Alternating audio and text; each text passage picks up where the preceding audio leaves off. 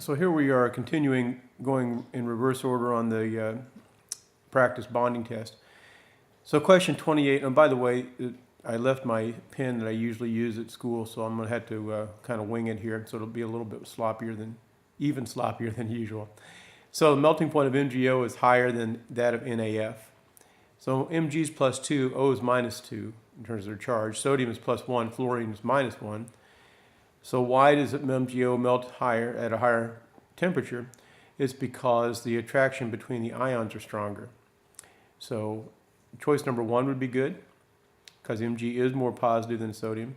Choice number 2 would be good, because O is more negative than F minus. O negative 2 is negative 2 compared to negative 1.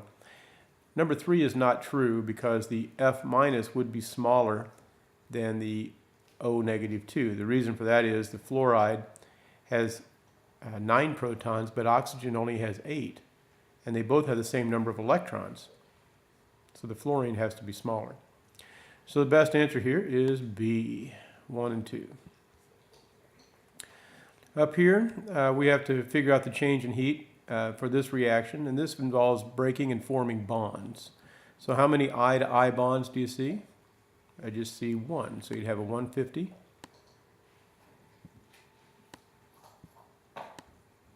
And then you have to add to that 3 chlorine bonds. So it's going to be 3 times 240. So what is that, 720? Yeah. So 720. And once again, I got 720 by multiplying 240 by 3. So if I add those together, the total energy that you put in would be 870.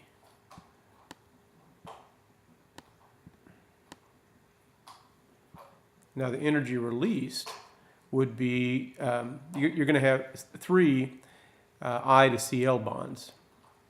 That's right here. But you have a 2 in front of it. So each molecule has 3, but multiply that by 2, you have 6. So it's 6 times 2, 10. So that would be 1,260.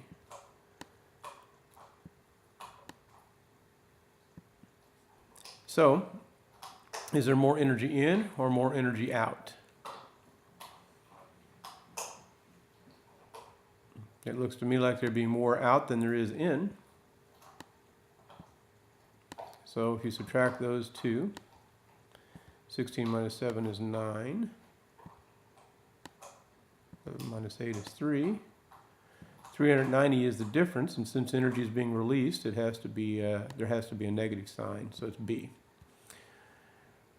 Now we're going to look at these diatomic species. The largest bond dissociation energy, that's the largest bond energy, that would be the one with the triple bond. So we've drawn these enough that you should know that, and it's really hard for me to draw, I think, dot diagrams with this. Well, maybe I can do it. So this is end to end. You have a dot here and here. Oops. And here and here. All right, so that's supposed to be a dot. So this is N2. That's going to have a triple bond. So that's the one with the largest bond association. Let's do this. Let's put it in C. The bond order of 2. Bond order just says if it's a bond order of 1, it's a single bond. If it's a bond order of 2, it's a double bond. If it's a bond order of 3, it's a triple bond. So the bond order of 2 would be the one with the double bond, and that's going to be oxygen. So if you draw a dot diagram for oxygen, you'll find that it has a double bond. 1 sigma and 2 pi bonds, right here. It's got to be the one with the triple bond. So that is C. On this one, you got to draw the dot diagram for all of these. And benzene is this ring structure. I showed you this little. Why don't you go back and look at the video of benzene that's on the website, so I don't have to, it's going to be kind of tedious to draw all this. So if you look at benzene on the website, you'll see that it is, it's got that resonance with pi bonds that goes around the whole molecule, so it's a totally nonpolar molecule. All of the rest of them have a little bit of a dipole moment. NO is polar because the electronegativity difference. SO2 because of electronegativity difference and it's a bent geometry. NH3 has polar bonds and it's a pyramid. And it would also have hydrogen bonding because that's nitrogen is one of those three elements. Then H2S is not very polar, but it is bent, and so it's going to be a little bit polar, so it'll have a little bit of a dipole moment.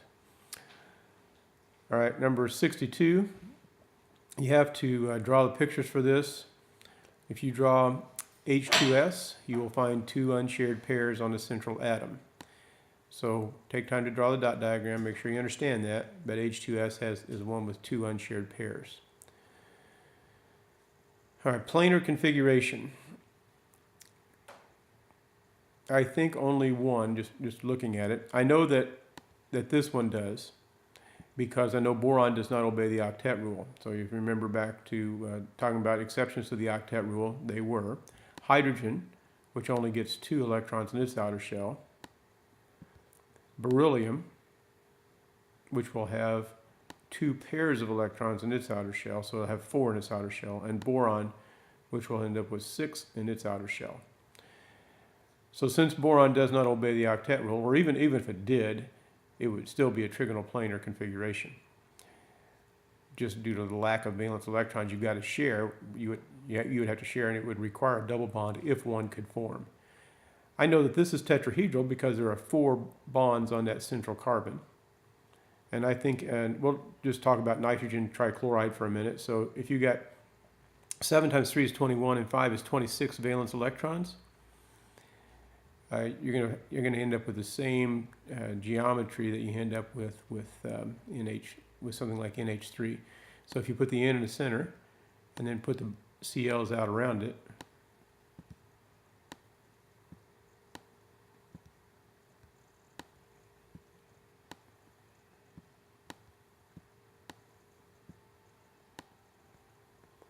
okay, there's 26 valence electrons, we said. 6 of them are in the picture.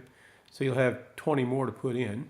So you put 6 here, and you put 6 here, and you put 6 here, and that's 18, and then 1 here, and 1 here makes you 20. So the bottom line is that's going to have to be a pyramid. So the answer is A. Okay, and this is where we got, I think we got to these in class, so I'll review these with you. So 34. Based on the concept of polarity and hydrogen bonding, which of the following sequences correctly, and so on. So you know that this has no hydrogen bonding. This has one place, at one end of the molecule, you could have hydrogen bonding with another molecule, but this has hydrogen bonding at both ends. So hydrogen bonding is strong attractions. So you'd expect that the one with the more hydrogen bonding would be attracted better to water because, I don't like what I just said. So let's say it this way. This one has more potential for hydrogen bonding with other molecules because it has OHs at both ends. This one has hydrogen bonding at one end, potential for hydrogen bonding at one end. In this one molecule, there is no hydrogen bond, but hydrogen bonds exist between the molecules. And this one has no potential for hydrogen bonding.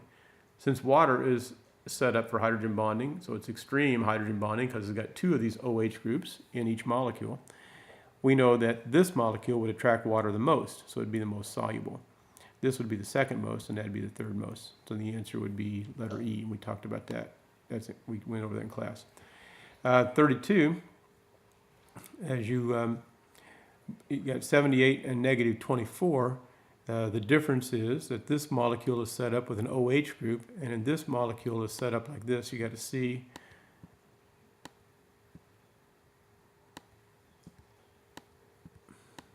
O is in the middle on this one.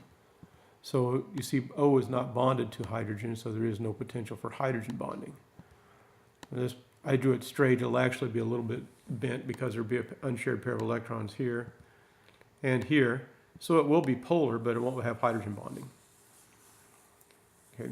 sp3d2 means that you'd have 1, 2, 3, 4, 5, 6 domains. 6 domains make an octahedron. Which of the following is ionic and contains both sigma and pi covalent bonds? Ionic bonds are attractions between metals and nonmetals, or metals and polyatomic ions. So that's one. And this is ionic. These guys are automatically out because they are not ionic, so they don't have metal-nonmetal combinations. So then you have to decide, does the cyanide ion or does the hydroxide ion have a triple bond or a double bond? Because you got to have a pi, in order to have a pi bond, you have to have a double or a triple bond. So cyanide, when you draw it, will be a triple bond, and the answer is E. Okay, on this one, you just have to draw the dot diagrams. I will tell you that this one's octahedral. This one's trigonal bipyramidal. This one is trigonal pyramidal. This one's linear. This one's tetrahedral. So which one did I not get? Square planar. So none of those are square planar. So once again, tetrahedral, linear, pyramidal, or trigonal pyramidal they call it. Trigonal bipyramidal, and octahedral. All right, so the answer would be square planar. Okay, same values. It had to be the gaseous densities because they have the same molecular weight.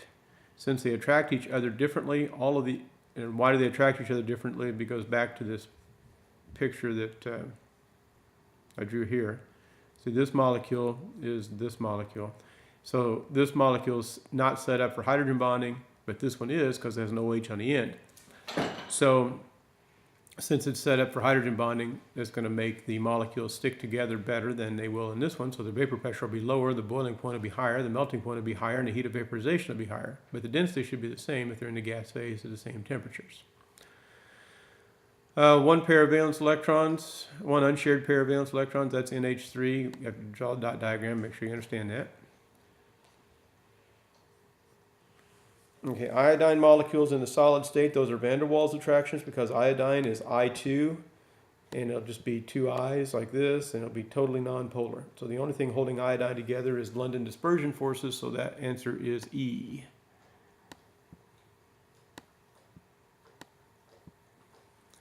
HF is set up for hydrogen bonding, so that's A.